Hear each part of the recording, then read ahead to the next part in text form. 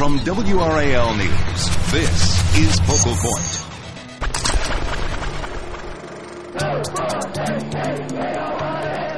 There was this battle. I have a dream today.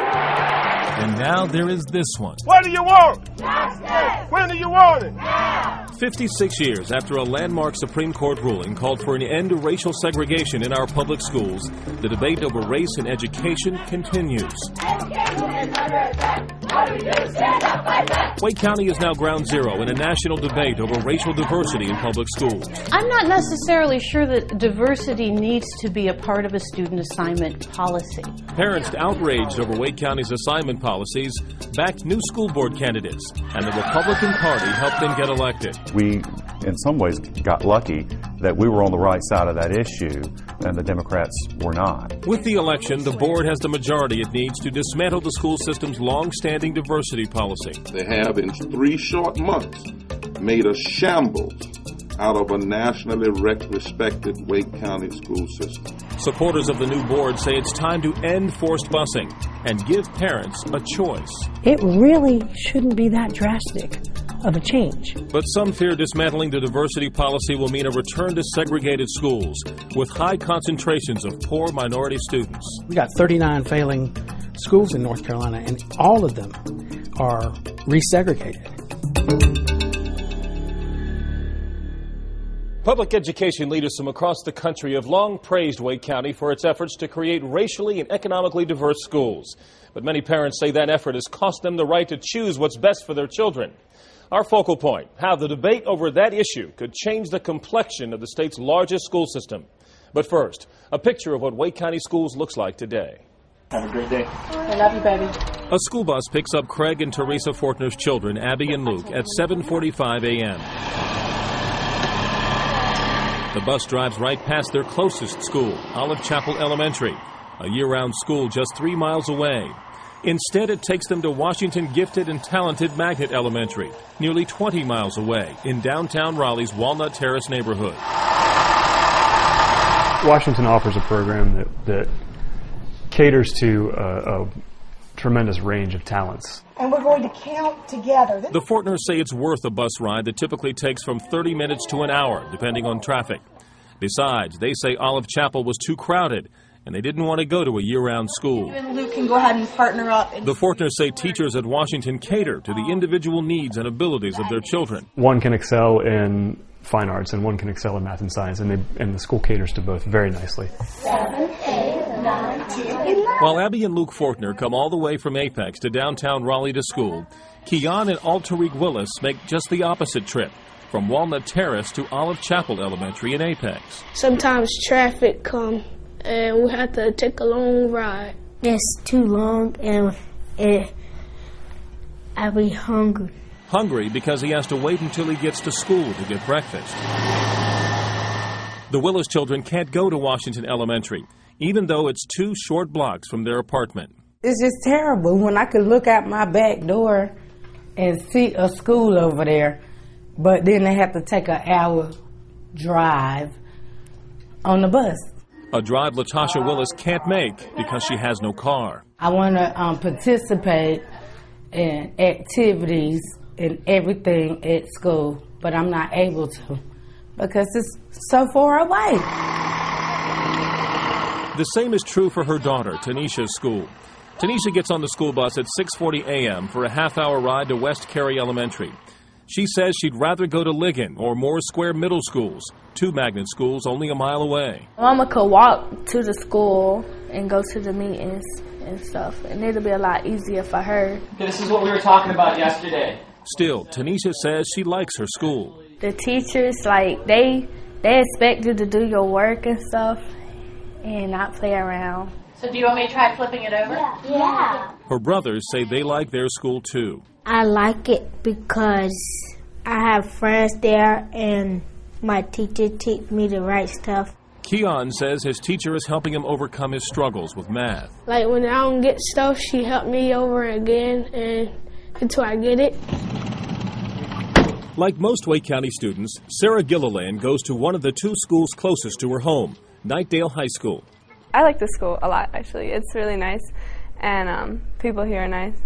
We basically all get along. This guy looks like a bullshit. Knightdale High is almost evenly split among white, black, and Hispanic students. I was a little worried, and you hear things about schools, you look at numbers, and you don't know necessarily what to think. The interesting thing is, it's really not a rough school. It's a diverse school. And so are Olive Chapel Elementary and Washington Gifted and Talented Elementary. A wonderful mix of kids who enjoy being together and don't think anything in the world about being together and being different from each other. Coming up, why and how Wake County worked to create that diversity, and why some people think it's gone too far. Mandating diversity in a student assignment policy has been destructive. You're watching Focal Point from WRAL News. The move to integrate schools that began decades ago remains a failure in many urban areas across the country, but not in Wake County. That's because the county laid the groundwork for a more racially balanced school system long ago. In 1954, the Supreme Court ruled that segregation of public schools is unconstitutional in the landmark case Brown versus Board of Education. But the South didn't budge. Segregation now, segregation tomorrow, and segregation forever. White people didn't want their children to go to school with African Americans. The 1971 Swan versus the Charlotte-Mecklenburg Board of Education case mandated forced busing for integration. 17 years after the fact, North Carolina, under duress, moved to obey the law. White families left Raleigh City schools for private schools or the Wake County school system in the suburbs, leaving behind nearly all black schools in the city. When the school system bused many black students out to the suburbs, it had to close some of the black city schools.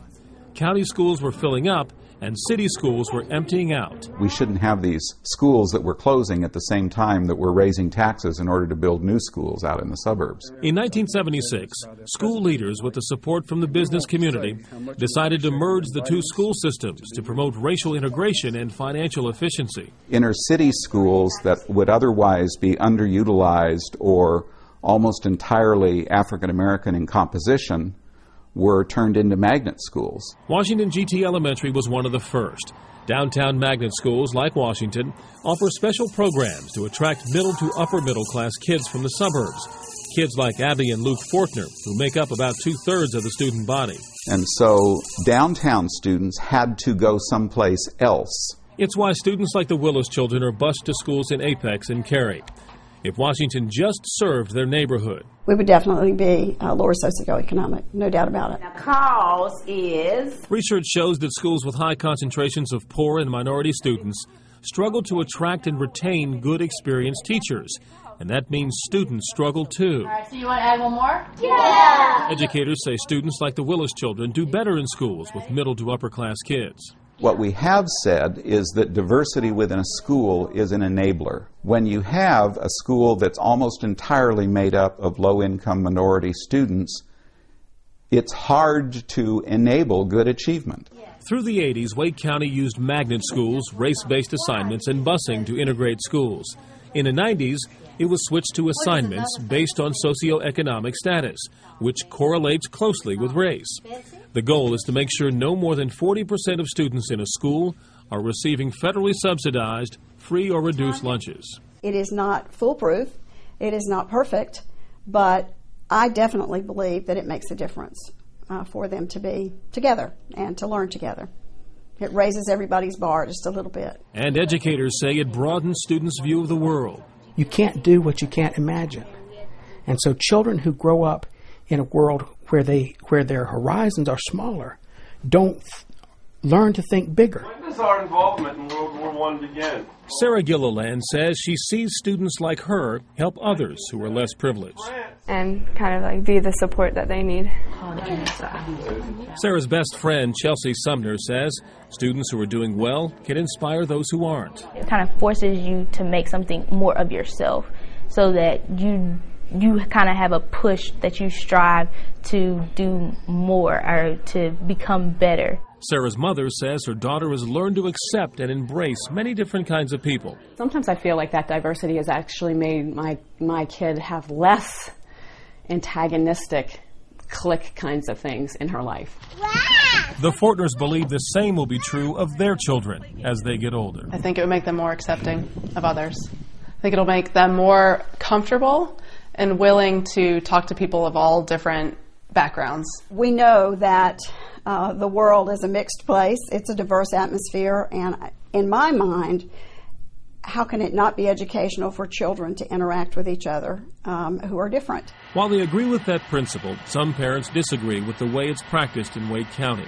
I'm a proponent of diversity. I support diversity in our communities and our schools. I don't support a student assignment policy, however, that mandates diversity, especially above everything else. She is not alone. I don't think anybody should be forced to go anywhere they don't want to go. Next, how some parents feeling robbed of their right to school choice make a choice at the polls and do their own reassigning on the Wake County Board of Education. This system is not working for the people that it needs to be working for.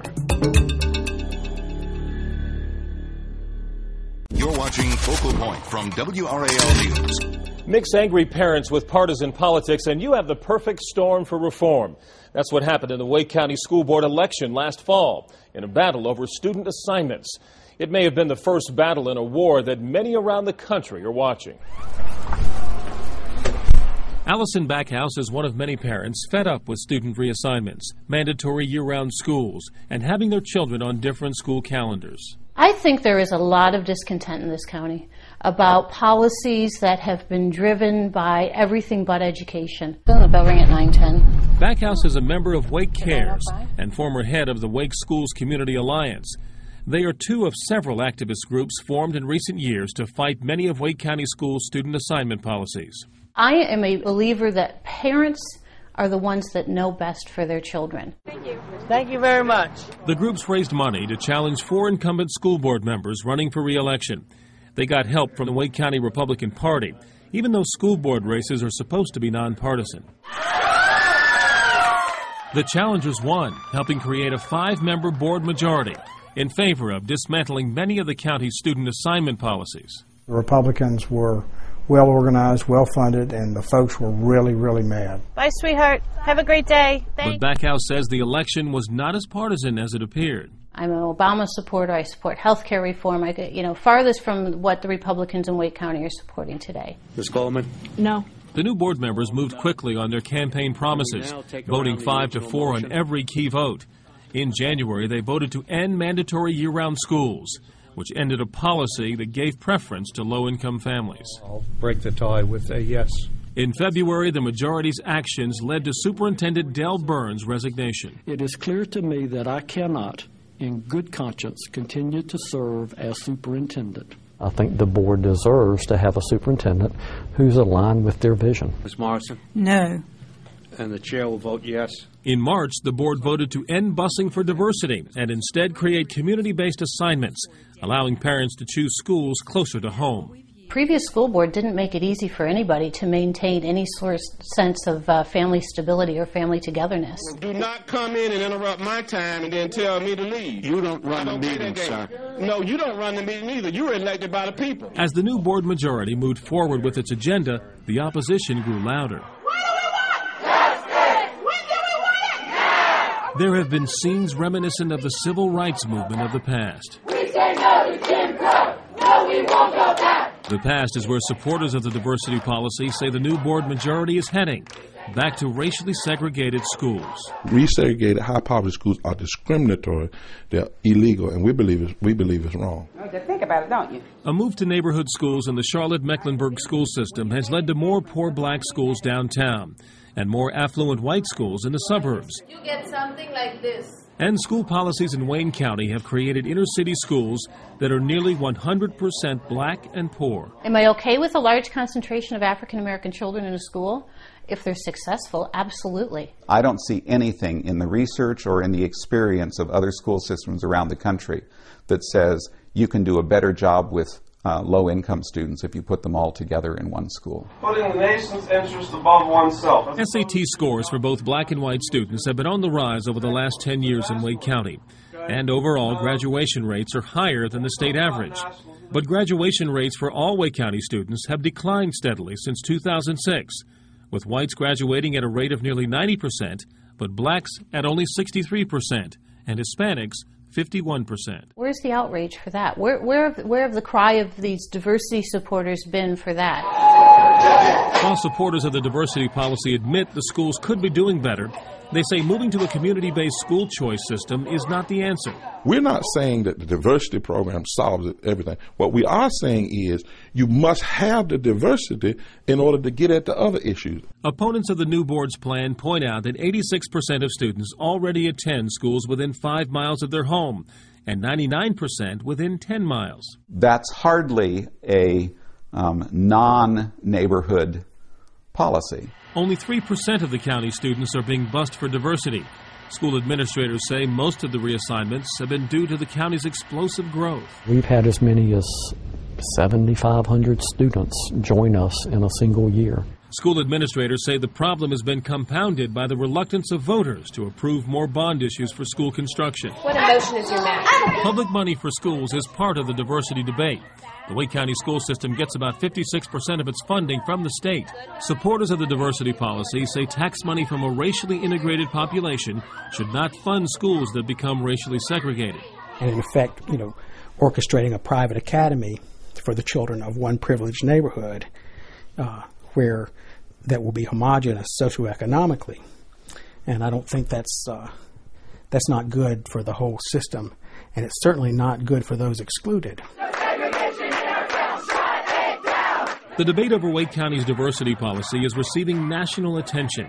There have been articles in Newsweek and the New York Times, and that worries economic developers who use the school system as a recruiting tool. For me, maintaining us as one of the top school systems in the country is the best thing that I can have for my job. The school system has routinely ranked near the top in national business development magazines. I don't want to see that system go the wrong way. And neither do nearly 50 businesses, many of them large national corporations, that signed on to a full-page ad in the News and Observer in March. A group advocating for the diversity policy paid for the ad. Having an excellent public school system should be everyone's concern. Next, the vision for that system from the new board member who is leading the effort to redesign it. We're going to do some good things. It's going to take some time for the community to see it and get past the sensationalism. But I'm excited. You're watching Focal Point from WRAL News. It's no surprise that dismantling a decades-old diversity policy would be controversial and create a lot of opposition. The question now is, what will our state's largest school system look like once a new policy is in place? I personally find segregation in the way it occurred in our past deplorable and... New school board member John Tedesco grew up in poor inner-city schools in New York and Pittsburgh. He's spent most of his adult life working with charities that help poor inner-city kids. I fundamentally believe that poverty will be the civil rights issue of our generation. And unfortunately, we're not going to win the war on poverty with the battle plans to end segregation from 50 years ago. For community-based school assignments. Tedesco, who has never held public office before, sees a school system that targets more resources and more rigorous academics toward underprivileged and underachieving students. We need some new strategies, some new ideas. We need to understand how poverty affects our community differently. I believe it. We're going to get that. Tedesco says segregation will not be part of the new assignment plan he's helping design. That's not what we're going to be doing. That's not the plan we're moving towards. A voluntary option into that school year-round assignment. Tedesco wants to create community-based assignment zones that allow parents to choose between magnet, year-round, or traditional calendar schools. He says it will ease overcrowding at those traditional schools while filling empty seats in year-round schools. Broader geographic areas that allow us to encompass our values for diversity, allow us to better manage our system of growth and planning, allow us to allow choice within a general zone while providing stability and balance for our families. He hopes that 90% of parents will be able to send their children to the school of their choice within their community zone. It really shouldn't be that drastic of a change. Okay. That should be good news to most parents responding to the new board's own survey, who said they were satisfied with their children's schools. It has many questioning whether the election reflected the views of most Wake County parents, or a much smaller but very vocal minority, backed by some powerful political capital. Voter turnout in the school board election was only around 11%. To be fair, Gerald, you got to compare apples to apples. Nobody was running for president. This is a school board election. Mr. Tedesco? No. Tedesco points out that the incumbents he and the other challengers defeated were elected with a much smaller voter turnout. I'm not sure how much more we could have done in the middle of the tsunami that was going on right then. Fighting for civil rights and justice is civil. The NAACP is eyeing a lawsuit saying the new board's policies will violate constitutional protections from racial discrimination and the state constitution's guarantee of a sound basic education for all children. Your election does not give you the authority to violate the law. But board supporters say it's too early to pass judgment on a plan that could take more than a year to create. Let's give this board a try. Let's see how they do with this and back them up. We want the best for the children. So if we try to inhibit that, the loser is the children, and then to a greater extent, the community. No matter where they stand on the diversity debate, that's one thing everyone can agree on.